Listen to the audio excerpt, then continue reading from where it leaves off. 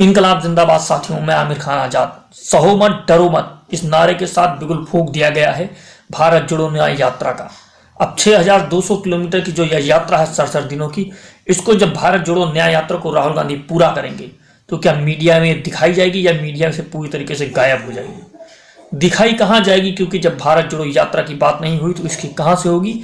इसकी रूपरेखा भी पहले से देख ली गई है, क्योंकि जमीनी हकीकत तो दिखाने से मीडिया पिछड़ रहा है। अब भारत जोड़ो यात्रा या भारत जोड़ो न्याय यात्रा अब जो स्टार्ट हुई है, ये क्या सच में जमीनी स्तर पर पहुंचेगी? सामाजिक, आर्थिक, राजनीतिक न्याय, जिन मुद्दों को लेकर के यात्रा स्टार्ट हुई है, क्या इनको जमीनी हकीकत में लागू कर पाएगी? ये देखना अहम होगा। इन न्यायों के साथ ये भी देखना अहम होगा कि धर्म की चर्चा बढ़ती जा रही है, तो क्या राहुल गांधी ने महात्मा गांधी के धर्म को स्वीकार कर लिया है? उस विचार पर चल पड़े जब महात्मा गांधी कहते थे कि धर्म क्या है, सत्यमेव जयते धर्म है। तो क्या उस विचार पर राहुल गांधी चल दिए हैं और अपनी यात्रा को लेकर के चलेंगे और लोगों के बीच में सत्यमेव जयते ही धर्म के आधार पर स्वीकार करते हुए चले जाएंगे? क्या जनता इस बात को स्वीकार करेगी, इसे धर्म के रूप में स्वीकृत करेगी? ये देखना अहम होगा। ये देखना अहम होगा 2024 के चुनाव में क्या परिणाम आते हैं। इस आधार पर भी देखिए, क्योंकि 2019 के जो चुनाव हुए, 2014 के हुए, अब 2024 के जो होने वाले हैं उसमें क्या रूपरेखा प्रस्तुत होगी, क्योंकि जो गठजोड़ बना है यात्रा के बाद चुनाव की घोषणा हो जाएगी चुनाव आयोग के द्वारा। और इस जब चुनाव आयोग इसकी घोषणा करेगा इलेक्शन के 2024 की, तो इसके क्या परिणाम होंगे?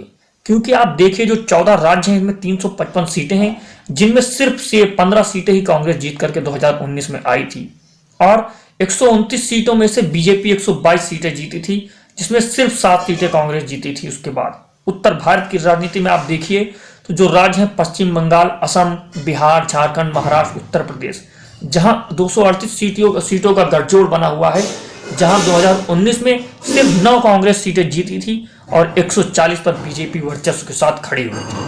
66 सीटें जो अन्य राजनीतिक दल हैं वो पाए थे, जिसको इंडिया गठबंधन में अगर मिला दिया जाए तो सिर्फ 75 सीटें जाकर के उभरती हैं। तो क्या देखना होगा कि चुनावी रणनीति में भी, चुनावी साल में भी इसका फायदा होगा, या सिर्फ सड़क को नापते हुए राहुल गांधी भारत जोड़ो न्याय यात्रा के साथ उतर के और समाप्त कर देंगे? ये देखना अहम होगा। अब बात ये भी होगी कि जब सत्यमेव जयते के नारे के साथ, सहो मत डरो के नारे के साथ, महात्मा गांधी की विचारधारा के साथ राहुल गांधी अगर सच में जमीन पर उतरे हैं, तो क्या जो पिछले सालों में सब कुछ बदल चुका है? क्योंकि बदला तो बहुत कुछ है साथियों, इमारत ही सिर्फ नहीं बदली है, और पिछली संसद में सांसदों की कोई जरूरत भी नहीं है। विपक्षी सांसद हो या ना हो, बिल पास हो जाते हैं। ये भी बहुत बड़ा बदलाव देखने को मिला है। जो संसद में उठे सवाल होते हैं उनको गायब कर दिया जाता है, उनका कुछ पता नहीं होता है। सदस्यों की सदस्यता समाप्त कर दी जाती है, उसकी भी कोई बात नहीं होती, मीडिया में चर्चा नहीं होती, देश में कोई वो मुद्दा नहीं बनते। तो बदल तो बहुत कुछ गया है। क्या इन बदली हुई रूपरेखा में वो सारी चीजें कांग्रेस जब भारत जोड़ो न्याय यात्रा लोगों के समक्ष अवतरित कर सकेगी, या फिर ऐसे ही समाप्त हो जाएंगी? सवाल तो बहुत अहम है। जो कर्ज माफ हुआ है 12 लाख करोड़ का, क्या वो जनता के बीच में जाएगा? सरकारी कर्मचारियों के कामकाज के जो तरीके बदल गए हैं, यूपीएससी में अलग अलग तरीके से जो नियुक्तियां की जा रही हैं, उनको किस तरीके से देखा जाएगा? सीएजी की जो रिपोर्ट आती थी वो एकदम गायब कर दी गई है, उसकी क्या रूपरेखा बनेगी? इस सवाल जमीन में कैसे उतरेंगे? और सेल कंपनियों से आंखें मूंद ली गई हैं पूरी तरीके से, जिसमें 10 लाख करोड़ का घपला होने की बात की गई थी। ये सवाल क्या जमीन में उतरेंगे? मीडिया की भूमिका किस तरीके से बदल चुकी है, वो सवाल पूछने के लायक नहीं रही है, सिर्फ रेंगने के लायक रह गई है। उस पर क्या जनता के बीच में सवाल उठेंगे? क्या ये न्याय भारत जोड़ो न्याय यात्रा इसको उठा पाएगी? साथ ही ईडी, सीबीआई नोटिस किस तरीके से विपक्षी नेताओं के ऊपर प्रहार करती है और उसको टारगेट करती है, ये सवाल उठ पाएंगे? संसद कमजोर किया जा रहा है, मीडिया रेंगता है, नौकरशाही सत्ता के अनुसार चलती है, प्रोपोगंडा होता है, चुनाव प्रचार किस तरीके से होता है, ये भी देखने के लायक है। इसको कैसे आप करेंगे और कैसे स्वीकारी जा रही है? क्योंकि चुनाव से पहले इतनी बड़ी यात्रा सिर्फ न्याय के मुद्दे पर कभी लेकर के चली नहीं गई, वो भी इलेक्शन के पहले। न्याय के मुद्दे को बनाना, सामाजिक, राजनीतिक, आर्थिक न्याय जमीनी स्तर पर लागू करना और जनता के बीच में पहुंचना, ये बहुत ही बड़ा मुद्दा बन के उभरेगा और ये यात्रा इतिहास में दर्ज होगी। बात यह भी रहेगी कि इस यात्रा के जरिए क्या लोगों के बीच में सवाल भी उत्पन्न हो सकेंगे? जनता वो सवाल खड़े कर सकेगी, जनता वो सवाल पूछ सकेगी लोगों से और सत्ता से कि 2024 का चुनाव किस ओर जाएगा और किस भारत का निर्माण करेगा आगे भविष्य में, ये भी आज 2024 में तय हो जाएगा साथियों। इस न्याय यात्रा के समाप्त होने के बाद 2024 का इलेक्शन होगा, उसमें कौन जीत के आता है, कौन सत्ता पर बैठता है, ये भी देखना बहुत दिलचस्प होगा। क्योंकि संसद, नौकरशाही, बैंक, यूपीएससी, कर्ज में डूबी थी सत्ता, इन सब पर जो सवाल उठते हैं, क्या ये जनता के बीच के सवाल बन पाएंगे? और जनता के सामाजिक मुद्दे जो होते हैं, जो राजनीतिक मुद्दों में उनको बनाया जा सकेगा इस यात्रा के जरिए, या फिर ऐसे ही चलती रहेगी?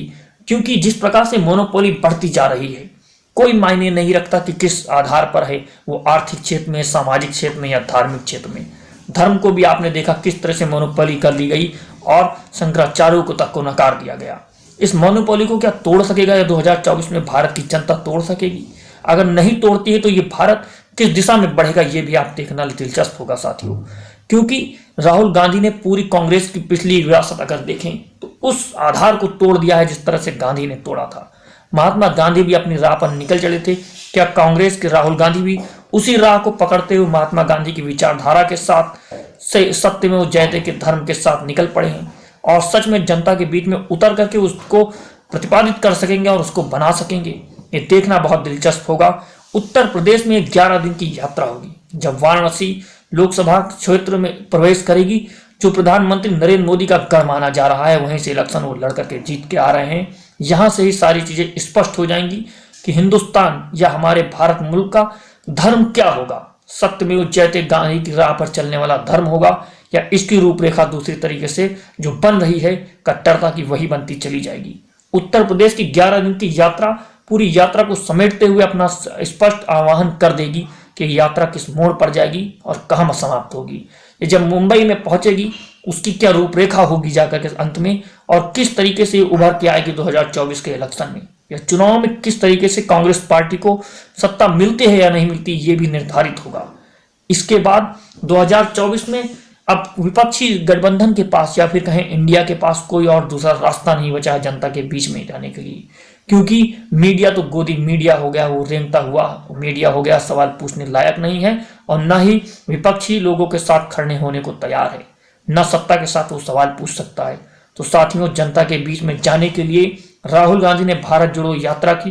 अब भारत जोड़ो न्याय यात्रा के आधार पर वो चलते जा रहे हैं और पूरे भारत को एक धागे में पिरोने की कोशिश कर रहे हैं। अब ये धागा कहां तक पिरता है और क्या इसकी माला बन पाती है, ये देखना बहुत दिलचस्प होगा। मैं आमिर खान आजाद, बहुत बहुत शुक्रिया, बहुत बहुत शुक्रिया। इनकलाब जिंदाबाद साथियों, मैं आमिर खान आजाद आप सभी के सामने उपस्थित होता रहा हूं संविधान के सिपाही के रूप में। एक छोटा सा परिचय हमारा और आपका बनना चाहिए ताकि आपको भी पता रहे कि हम किस मुद्दे पर कार्य कर रहे हैं और किस विचारधारा के साथ कार्य कर रहे हैं।